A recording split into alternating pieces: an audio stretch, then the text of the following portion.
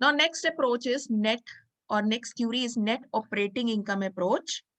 ये दुरांत ने सजेस्ट करी थी ये थ्योरी, ये टोटली डिफरेंट है। This theory is the extreme of, extreme means जो अप्रोच हमने पहले करी उसके बिल्कुल ऑपोजिट बोलती है। क्या कहती है? That is effect of leverage has an extreme effect on the value of the firm. Now what is leverage? Leverage means trading on equity.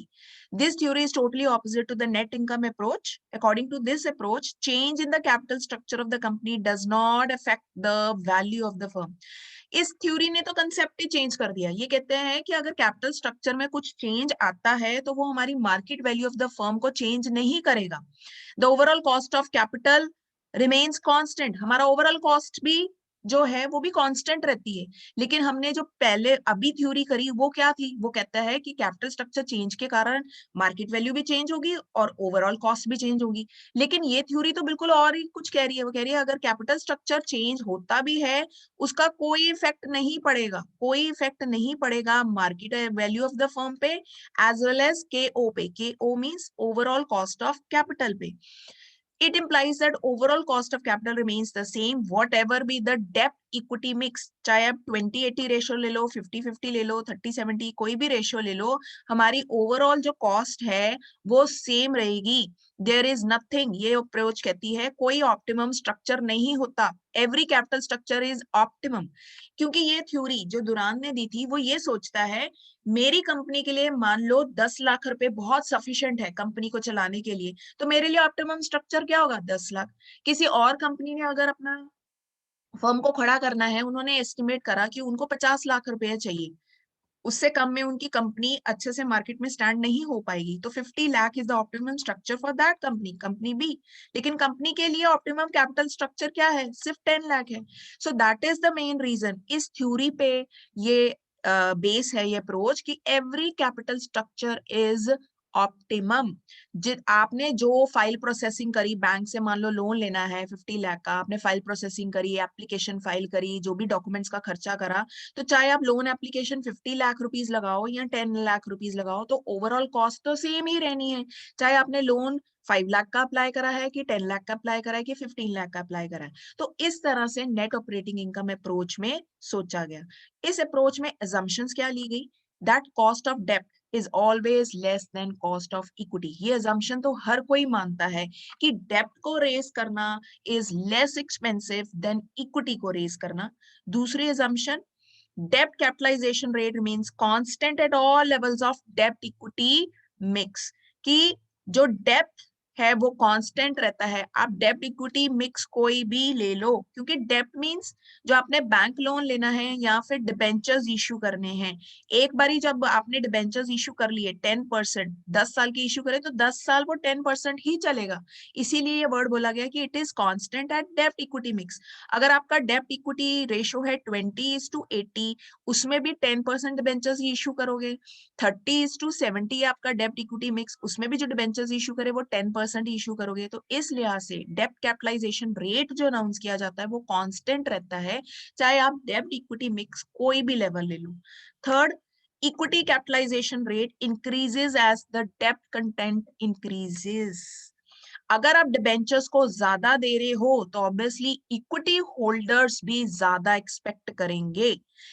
That is the reason we say KE is more expensive, यानी equity raise करना is more expensive as compared to the डेप्ट। अगर आपका डेप्ट rate, capitalisation rate constant है तो equity holders भी constant rate पे ही रिटर्न एक्सपेक्ट करेंगे। लेकिन अगर डेप्ट कंटेंट इंक्रीज हो गया, आपने डिबेंचर्स और रेज कर लिए, देन बैंक लोन और ज्यादा ले लिया, तो इसका मतलब और इन्वेस्टमेंट हुई है। जब कंपनी में इन्वेस्टमेंट ज्यादा हुई है तो रिटर्न भी ज्यादा होगी, एंड रिटर्न ज्यादा हुई है तो इक्विटी होल्डर्स हायर एक्सपेक्टेशन करेंगे। And fourth assumption is market capitalises the value of the firm, यानी value of the firm depend करती है मार्केट पे, इन्वेस्टर्स पे, in debt as well as equity as a whole rather than debt equity mix पे। तो ये approach कहती है value of the firm does not depend upon कि आपने डेप्ट इक्विटी की रेशो क्या ली है। इट डिपेंड्स मार्केट की सिचुएशन कैसी है, जिन्होंने डेप्ट में इन्वेस्ट करा वो इन्वेस्टर्स कैसे हैं, जिन्होंने इक्विटी में इन्वेस्ट करा वो इन्वेस्टर्स कैसे हैं, उन पे डिपेंड करेगी कि मार्केट वैल्यू फर्म की कहाँ पर जाती है, उसकी गुडविल कैसे बनती है, उसकी रेपुटेशन कैसे बनती है। ये assumptions देख के तो हमें क्लियर लग रहा है कि ये प्रैक्टिकल अप्रोच है, प्रैक्टिकल ग्राउंड लेवल पे बात की गई है। लेकिन जो पहली अप्रोच थी नेट इनकम अप्रोच, वो सिर्फ फॉर्मूला बेस्ड अप्रोच थी। तो इसको कैलकुलेट करने के लिए जो फॉर्मूलाज यूज किए गए हैं वो टोटली डिफरेंट है as compare to the net income approach. इसमें भी सबसे पहले ईबीआईटी चाहिए। ईबीआईटी कंपनी की अर्निंग्स में से सबसे पहले इंटरेस्ट पे किया जाता है अगर कंपनी ने डेप्ट फंड्स रेज करे हैं। देन वो value of the firm calculate करती है, लेकिन यहाँ पे वैल्यू ऑफ द फर्म का फॉर्मूला क्या लिया जाता है, E B I T divide by K O is overall cost of capital. और अगर हमने डेप्ट की मार्केट वैल्यू कैलकुलेट करनी है, डेप्ट मींस जो हम इंटरेस्ट पे करते हैं, तो interest divide by cost of डेप्ट। अगर इक्विटी की कैलकुलेट करनी है, तो अगर हमारे पास वी है, total value of the firm minus डेप्ट कर देंगे तो हमारे पास इक्विटी की वैल्यू आ जाएगी, और हम इक्विटी की कॉस्ट भी फिर कैलकुलेट कर सकते हैं। तो इस अप्रोच में हम मूव करते हैं ईबीआईटी से, डेप्ट से, लास्ट में इक्विटी। लेकिन नेट इनकम अप्रोच में हम कैसे मूव करते थे, K E plus K D is equal to value of the firm. लेकिन ये अप्रोच कहती है वैल्यू ऑफ द फर्म पहले निकालो on the base of the market, उसमें से आप डेप्ट माइनस कर दो, तो अपने आप पता लग जाएगा कि अल्टीमेटली इक्विटी होल्डर्स के कारण हमें कितनी कॉस्ट इंकर करनी पड़ी। तो this is net operating income approach, but this is net income approach जो हमने फर्स्ट की थी। तो डायग्राम में अगर देखें तो नेट इनकम ऑपरेटिंग अप्रोच कहती है कि इक्विटी पे डिपेंड है, equity will raise depending upon the overall cost. अगर हमारी ओवरऑल कॉस्ट चेंज होती है तो इक्विटी की रिटर्न एक्सपेक्टेशन भी चेंज होगी, लेकिन डेप्ट तो उतना ही रहेगा जो कंपनी ने एक बारी रेज कर लिया। 10% बेंचेस अगर उन्होंने रेज करे हैं 10 साल के लिए, तो 10 साल कैपिटलाइजेशन रेट 10% ही रहेगा। लेकिन अगर चेंज होती है ओवरऑल कॉस्ट, यानी डेप्ट और रेज कर दिया गया, ये कैपिटलाइजेशन रेट और इंक्रीज हो गया, तब हमारी जो इक्विटी है वो ड्रास्टिकली इंक्रीज हो जाएगी। सी डायग्राम से हमें क्लियर है कि कांस्टेंट क्या है, ओवरऑल कॉस्ट इज कांस्टेंट, डेब्ट इज कांस्टेंट, कांस्टेंट जो इंक्रीज होता है वो इक्विटी कॉस्ट इंक्रीज होती है, क्योंकि ये अप्रोच कहती है कि इक्विटी होल्डर्स की जो एक्सपेक्टेशन है वो इंक्रीज होती है with the passage of time, because they have invested the funds for the life time of the company. तो मान लो अभी कंपनी को स्टार्ट हुए 2 साल ही हुए थे, तो जो रिटर्न इक्विटी होल्डर्स को 2 साल में मिल रही है, और अब यहाँ इस स्टेज में कंपनी को एस्टेब्लिश हुए 10 साल हो गए हैं, तो अगर इक्विटी होल्डर्स को वही रिटर्न मिल रही है जो 8 साल पहले मिल रही थी, तो वो सेटिस्फाई नहीं होंगे। हम हमेशा चाहेंगे कि हमने जो इन्वेस्टमेंट करी है, इक्विटी होल्डर्स ने इन्वेस्टमेंट करी है over the life time of the company, तो पहले इनको रिटर्न्स अगर मान लो 1 लाख रुपीज आ रहा था, अब 10 साल हो गए कंपनी को खड़ी किए, वो कम से कम 5 लाख रुपया रिटर्न एक्सपेक्ट करते हैं, क्योंकि हमने जो पैसे इन्वेस्ट करे हैं हम उस पर रिटर्न और ज्यादा चाहते हैं। इसीलिए ये assumption third point, K E increases as the डेप्ट कंटेंट इंक्रीजेस, और ये increase in expectation directly linked है डेप्ट के साथ। अगर और पैसा इन्वेस्ट किया और डिबेंचर्स रेज किए, बैंक लोन और लिया with passage of time of this 8 years, तो ऑब्वियसली इन्वेस्टमेंट कंपनी में ज्यादा हुई है, ज्यादा इन्वेस्टमेंट मीन ज्यादा रिटर्न। तो एक्सपेक्टेशन सबसे पहले किसकी बढ़ेगी, सबसे पहले इक्विटी होल्डर्स की बढ़ेगी, क्योंकि मान लो डिबेंचर्स पहले 10% पे इशू हुए थे, और डिबेंचर्स रेज किए गए और वो भी 10% पे ही रेज किए गए, लेकिन कंपनी में पहले इन डिबेंचर्स पे 5 लाख रुपीज इकट्ठे किए थे, अब कंपनी ने 15 लाख रुपए इकट्ठे करे, तो टोटल कंपनी में इन्वेस्टमेंट हो गई ओवर द इयर्स 20 लाख।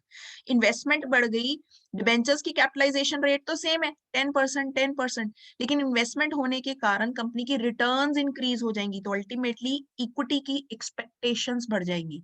इसीलिए के ई इंक्रीजिंग ट्रेंड शो किया है, लेकिन कॉस्ट एंड डेप्ट को कांस्टेंट शो करा है, क्योंकि ये तो उतने ही रेट पे है। ये तो कंपनी ने अनाउंस करना है कि वो डिबेंचर्स कितने रेट पे इशू करेंगे। अगर हम बैंक लोन ले, बैंक लोन की जो रेट है, लोन रेट वो 8 से 10% के बीच में बैंक लोन देता है और वो काफी सालों से इसके बीच में ही है।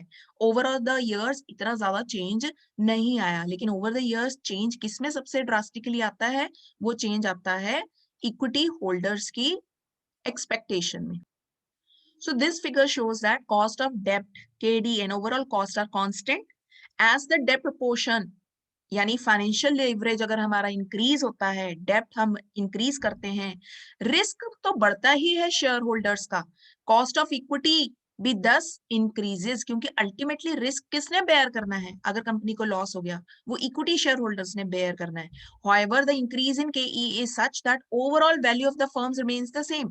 ओवरऑल कॉस्ट जो है वो सेम रहती है, उसमें कोई चेंज नहीं आता। It may be noted that for all the equity firm the के इज जस्ट इक्वल टू के ओ, यानी के ओ कांस्टेंट रहता है, जो चेंज आता है वो के ई में आता है, चाहे के डी इंक्रीज हो गया है, लेकिन ये कांस्टेंट, कांस्टेंट का मतलब है कि स्टार्टिंग के 2 इयर्स में जो कंपनी चाह रही थी फंड्स 10% पे, 5 साल बाद अगर उन्होंने और डिबेंचर्स इशू करे तो वो 10% पे इशू करे। तो इस कंटेक्स्ट में कह रहे हैं तो केडी हमारा फिक्स रहता है, ओवरऑल कॉस्ट भी फिक्स रहता है, लेकिन मेन चेंज जो आता है वो के ई की एक्सपेक्टेशन में आता है, कॉस्ट ऑफ इक्विटी में चेंज आता है जो फर्म ने बेयर करना है।